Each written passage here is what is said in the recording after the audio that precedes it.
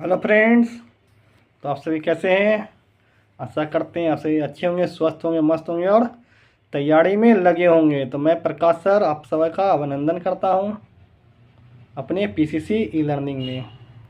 तो आज हम लोग सी टेट की कुछ जानकारी आपको शेयर करने जा रहा हूं अपने चैनल के माध्यम से। तो आप सभी सी टेट के जो भी एग्ज़ाम देने वाले कैंडिडेट भाई बहन हैं हमारे, तो आप सभी के लिए एक वीडियो बना रहा हूं।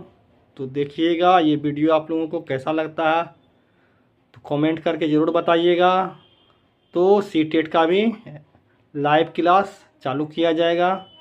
चलिए अब हम लोग सी टेट की जो है आगे वीडियो जो है चालू करता हूं, तो जिसमें आप लोगों को देखेंगे सी टेट के से संबंधित आने वाले जो भी प्रश्न हैं तो उसका प्रश्न और उत्तर को भी जानेंगे। चलिए देखते हैं आगे सी टेट की जानकारी में। सी टेट केंद्रीय शिक्षक पात्रता परीक्षा की जानकारी मैं अपने इस वीडियो के माध्यम से आपको दे रहा हूं।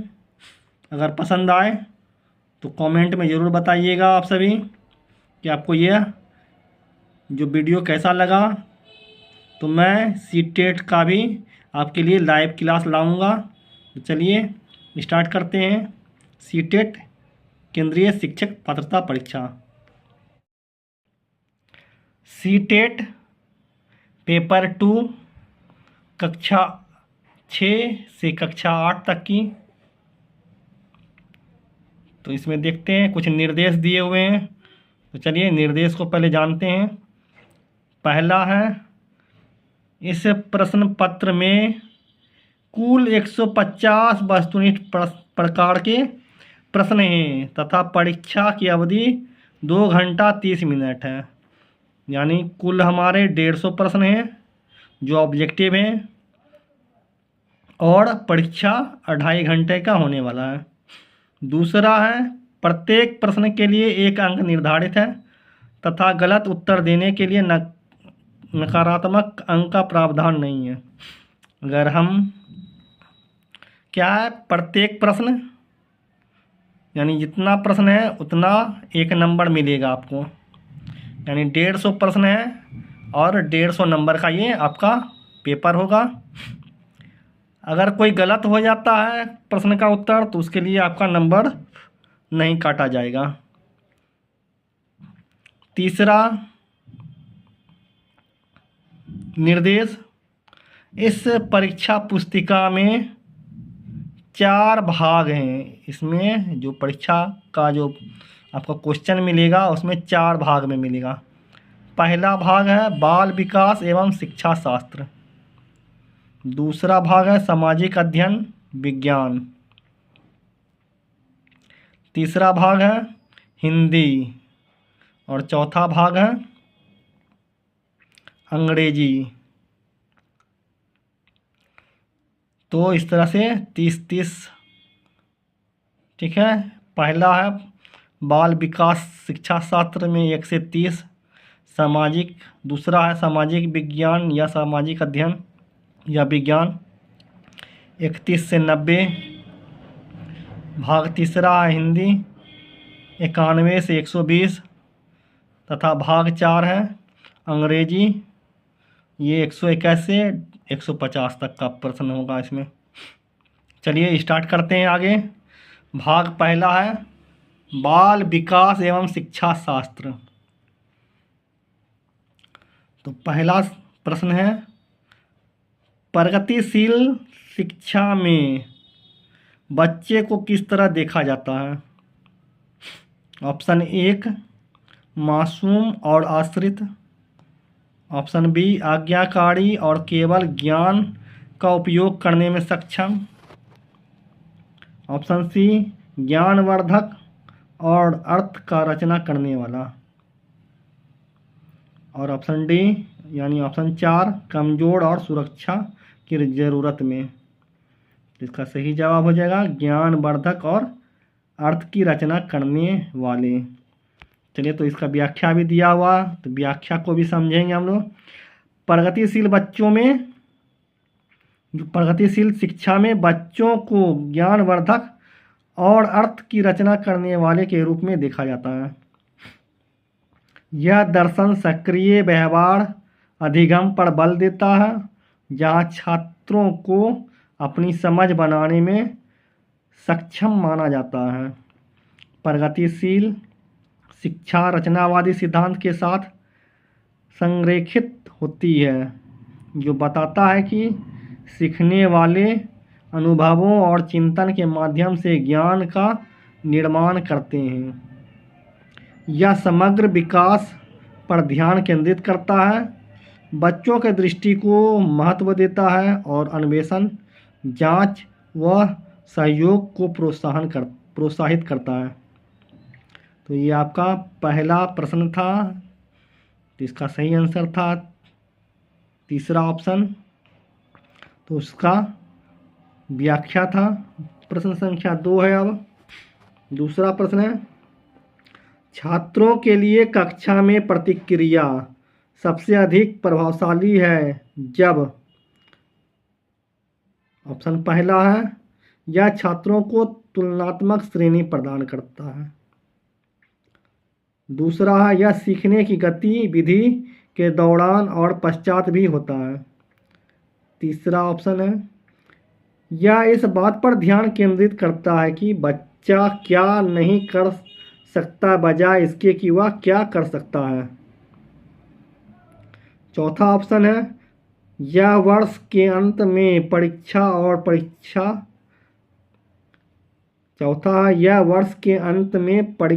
परीक्षा पर केंद्रित है। तो इसका सही जवाब है दूसरा, यह सीखने की गतिविधि के दौरान और पश्चात भी होता है। इसकी व्याख्या है दी हुई, तो व्याख्या को भी समझेंगे। तो कक्षा में छात्रों को दी गई प्रतिक्रिया सबसे प्रभावी तब होती है जब यह शिक्षण गतिविधि के दौरान और उसके बाद होती है।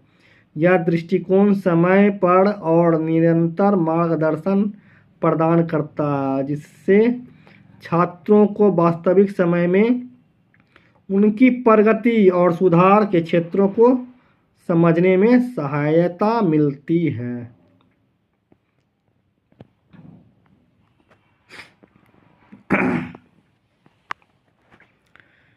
प्रश्न 2 का ही है, अधिगम की प्रक्रिया के दौरान मुद्दों को संबोधित करके और ताकतों को मजबूत करके छात्र अपनी रणनीतियों को समायोजित कर सकते हैं और अपनी समझ को गहरा कर सकते हैं।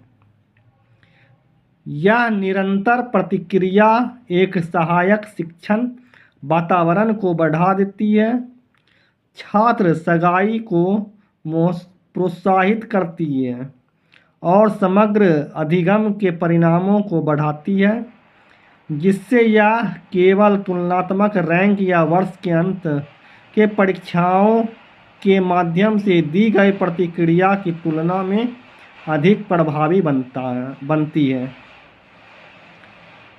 तीसरा प्रश्न है, अभिकथन किशोरावस्था के दौरान जेंडर अपेक्षाओं के अनुरूप स्त्रीत्व या पुरुषत्व की परंपराओं का पालन करने के लिए दबाव बढ़ जाता है। कारण और है, जेंडर और जेंडर भूमिकाएं जैविक रूप से निर्धारित की जाती है। कूट दिया हुआ है, कूट में है, पहला कूट है ए और आर दोनों सही है तथा आर ए की सही व्याख्या करता है। दूसरा है ए आर दोनों सही है परंतु आर ए की सही व्याख्या नहीं करता है। तीसरा है ए सही है लेकिन आर गलत है। चौथा है ए और आर दोनों गलत हैं, तो इसका सही आंसर है तीसरा ऑप्शन अभिकथन ए। और क्या ए सही है लेकिन आर गलत है? तो व्याख्या है इसका, अभिकथन ए किशोरावस्था के दौरान जेंडर अपेक्षाओं के अनुरूप होने और स्त्रीत्व या पुरुषत्व की परंपराओं का पालन करने का दबाव बढ़ जाता है। सही है। इस अवधि को जेंडर से संबंधित सामाजिक मापदंडों और अपेक्षाओं के बारे में बढ़ती जागरूकता के चिन्हित किया जाता है, क्योंकि किशोर अपने साथियों के साथ घुलने मिलने और अपनी पहचान स्थापित करने का प्रयास करते हैं। हालांकि कारण आर जेंडर और जेंडर भूमिकाएं जैविक रूप से निर्धारित होती है, गलत है। जबकि जैविक कारण जन्म के समय निर्दिष्ट लिंग। तो 3 प्रश्न।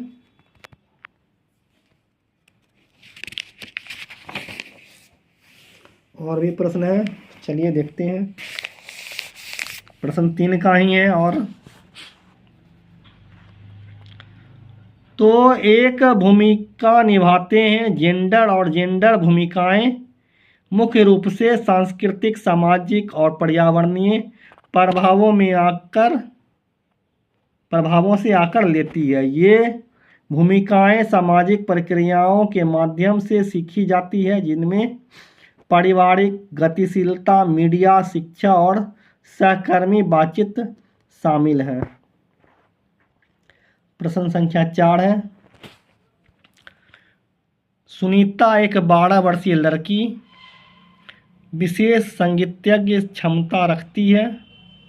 उसके माता पिता दोनों ही निपुण गायक हैं और वे सुनीता को अपनी आवाज़ को और बेहतर करने के लिए प्रशिक्षण कक्षा में भेज रहे हैं। सुनीता की यह क्षमता स्वाभाविक रूप से किन कारकों की अंतःक्रिया का परिणाम है? ऑप्शन ए बुद्धि और परिपक्वता, दूसरा पोषण और अनुशासन, तीसरा आनुवंशिकता और वातावरण, और ऑप्शन डी, और चौथा है ऑप्शन लैंगिक पहचान और आनुवंशिक संरचना। तो इसका सही जवाब है तीसरा, आनुवंशिकता और वातावरण। चलिए इसका व्याख्या देखते हैं। सुनीता की विशेष संगीत क्षमता संभवतः आनुवंशिकता और पर्यावरण के बीच परस्पर क्रिया का परिणाम है। आनुवंशिकता, उसके माता पिता दोनों ही कुशल गायक हैं, जो संगीत प्रतिभा के प्रति आनुवंशिक प्रवृत्ति का संकेत देता है। आनुवंशिकता उसके माता पिता से गुणों की आनुवंशिक विरासत के माध्यम से कुछ क्षमताओं और प्रतिभाओं की क्षमता प्रदान कर सकती है। पर्यावरण, उसके माता पिता न केवल उसकी प्रतिभा को पहचानते हैं, बल्कि उसे आवाज़ प्रशिक्षण कक्षाओं में भेजकर सक्रिय रूप से उसका पोषण भी करते हैं। यह सहायक वातावरण उसे अपनी संगीत क्षमताओं को विकसित और परिष्कृत करने के लिए आवश्यक संसाधन, अभ्यास और मार्गदर्शन प्रदान करता है। आनुवंशिक प्रवृत्ति और सहायक पोषण वातावरण, जिसमें प्रशिक्षण, प्रोत्साहन और संगीत के संपर्क का संयोजन उसके असाधारण संगीत कौशल के विकास में महत्वपूर्ण भूमिका निभाता है। तो ये 4 प्रश्न। 5वां प्रश्न है,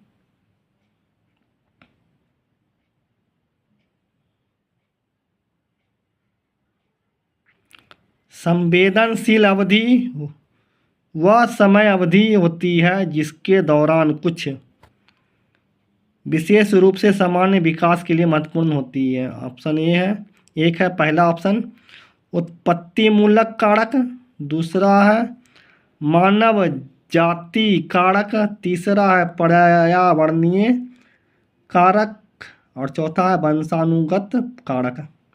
तो इसका सही जवाब है ऑप्शन 3 पर्यावरणीय कारक। चलिए इसकी व्याख्या करते हैं। तो संवेदनशील अवधि वह समय अवधि है जिसके दौरान कुछ पर्यावरणीय कारक सामान्य विकास के लिए विशेष रूप से महत्वपूर्ण होते हैं।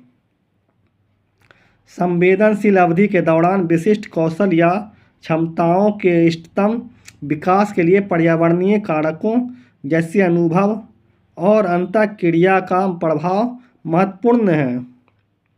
उदाहरण के लिए भाषा विकास के लिए प्रारंभिक भाषा प्रदर्शन महत्वपूर्ण है और ये संवेदनशील अवधि विभिन्न विकासात्मक क्षेत्र के लिए भिन्न हो सकती है। तो इस तरह से 5 प्रश्न आपका आज पूरा क्लियर हो चुका है। अगर वीडियो अच्छा आता है, लगता है, पसंद होता है, अगर आपको समझ में आ रहा है तो आप कमेंट में ज़रूर बताएं। कमेंट में बताएं आप, ताकि सीटेट की जो परीक्षा होने वाली है तो उससे संबंधित लाइव क्लास को चालू किया जा सकता है, उसके लिए समय दिया जाएगा। तो प्लीज़ कमेंट और share and like and subscribe my channel PCC e learning.